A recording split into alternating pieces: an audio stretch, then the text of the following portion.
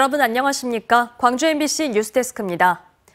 우리 사회가 빠르게 초고령 사회로 접어들고 있지만 상대적으로 노후 준비는 부족한 게 사실입니다. 부족한 노후 자금을 메우기 위해 고령층의 경제활동 참가율이 높아지고 있고 집을 담보로 매달 연금을 받는 주택연금 가입자도 늘어나고 있습니다. 한신구 기자의 보도입니다.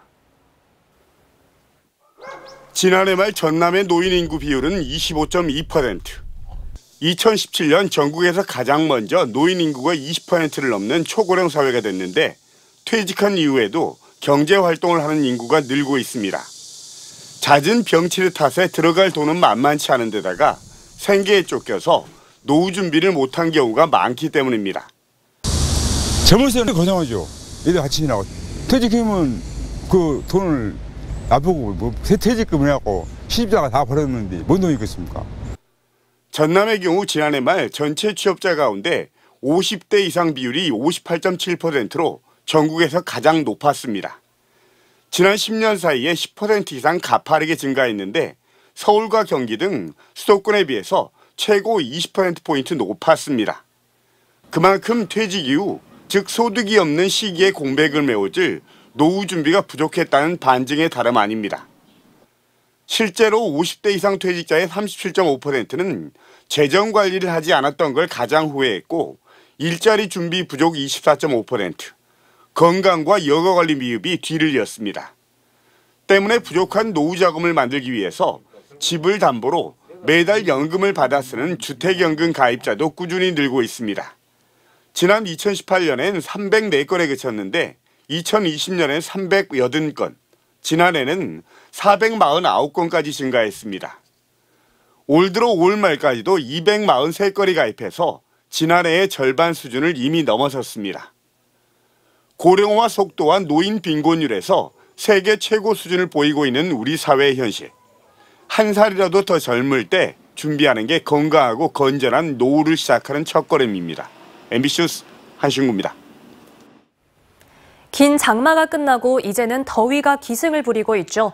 이번 주말에도 폭염은 계속될 걸로 보이는데요. 휴가철, 야외 활동에 각별한 주의가 필요해 보입니다. 자세한 주말 날씨 이다솔 기상캐스터가 전해드립니다. 매서운 폭우가 멎자마자 뜨거운 폭염이 이어지고 있습니다.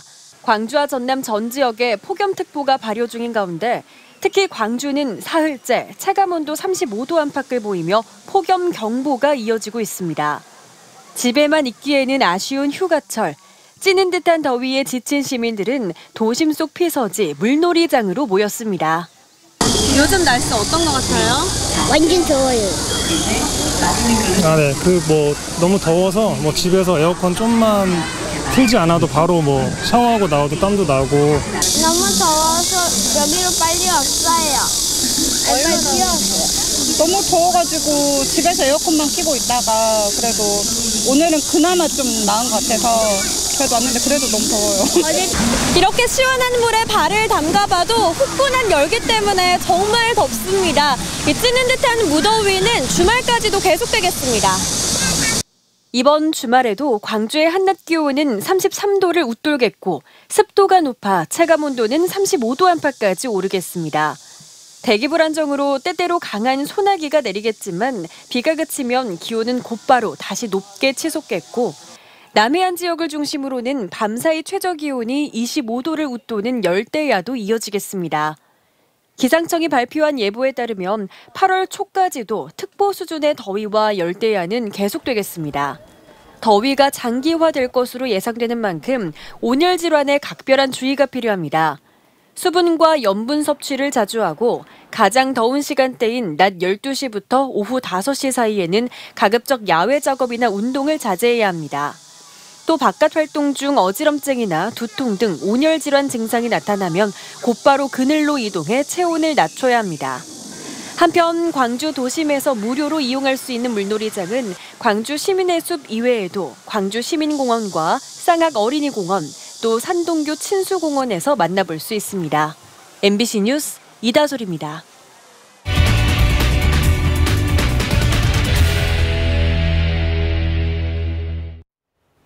올해 장마는 역대급 강수량이라는 기록을 남겼습니다. 한꺼번에 많은 양이 쏟아지는 이번 장맛비의 특징에 곳곳에서 피해도 속출했는데요. 이번 장마는 전 지구적인 고온 현상과도 무관하지 않아 보입니다. 앞으로도 기후변화로 인한 역대급 기록은 더 빨리 또 계속 바뀔 거라는 분석이 나옵니다.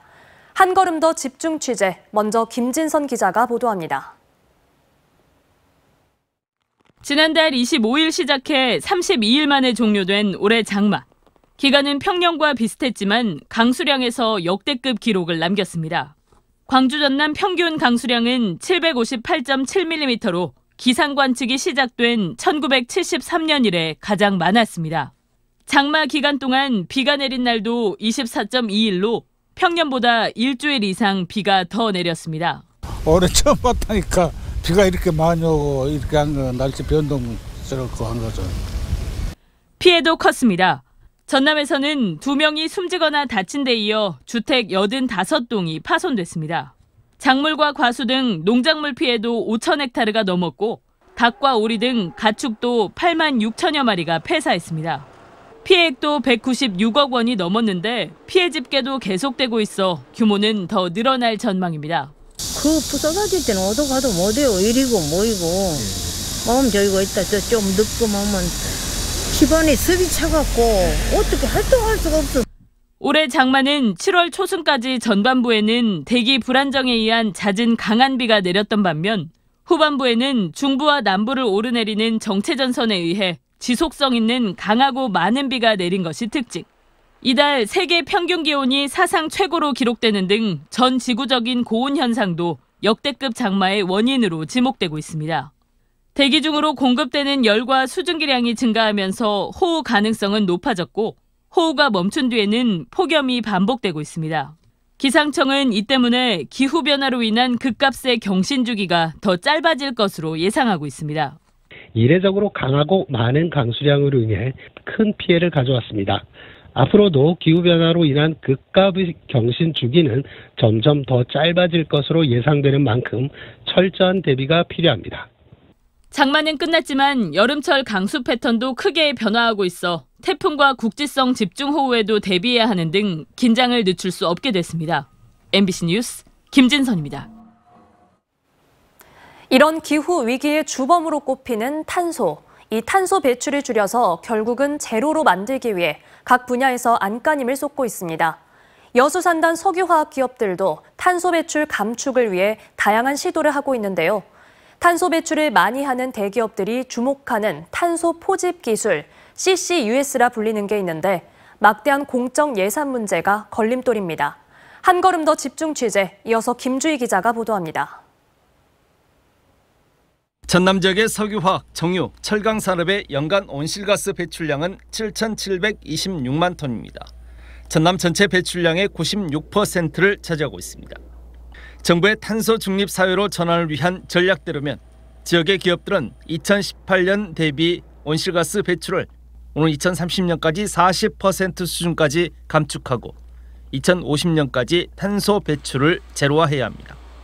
여수산단 기업들이 최근 극심한 불황 속에서도 탄소 제로를 위한 기술 개발과 시설 투자에 집중하는 이유입니다. GS 칼텍스 등 일부 기업들은 생산시설의 연료 비중을 LNG와 수소로 과감하게 전환하는 시도를 하고 있습니다. LG화학과 GS 칼텍스는 공동으로 생분해성 플라스틱 양산 기술 개발에 착수하는 등 경쟁 업체들 간 전략적 제휴도 시도되고 있습니다. 특히 산단 기업들은 CCUS에 주목하고 있습니다. CCUS는 이산화탄소를 포집하고 저장, 활용하는 기술로 탄소 중립을 위한 핵심 기술입니다.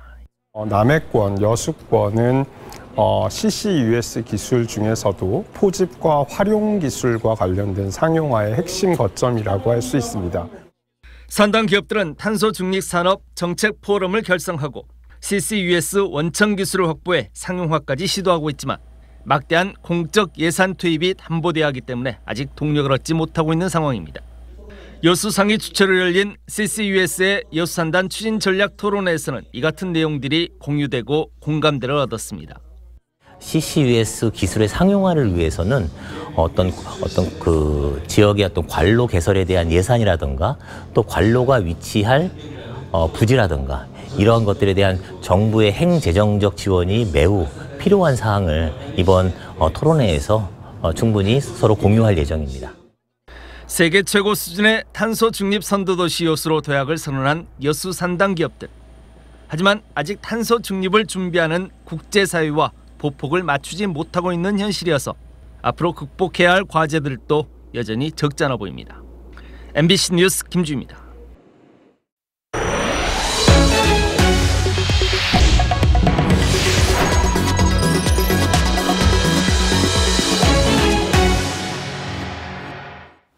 광주시청에서 부당 해고를 주장하며 200일 가까이 농성 중인 보육 대체교사에 대해 중앙노동위원회가 부당 해고는 인정되지 않는다고 밝혔습니다.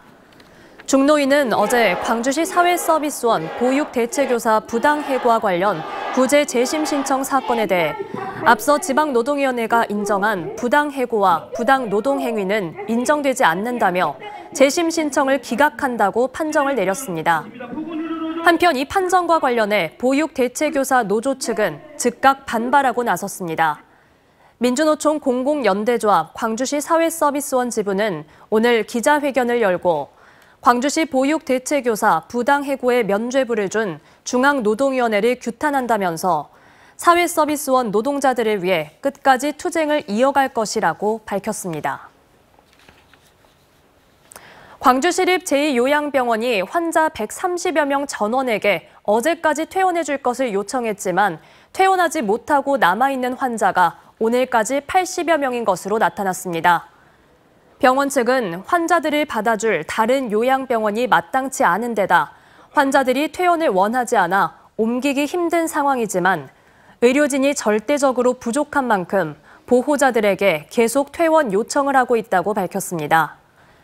한편 당초 이번 달까지만 시립 제2요양병원의 운영을 맡기로 한 전남대병원은 광주시의 요구를 받아들여 올해 말까지 운영을 연장하기로 했습니다. 공직 공익 비리 신고 전국시민운동연합 전남본부는 보성경찰서장 등 4명을 청탁금지법 위반과 직권남용 혐의로 고발했다고 밝혔습니다. 언제 어디서나 내 손 안의 뉴스. 광주 MBC 뉴스 유튜브 구독으로 함께하세요.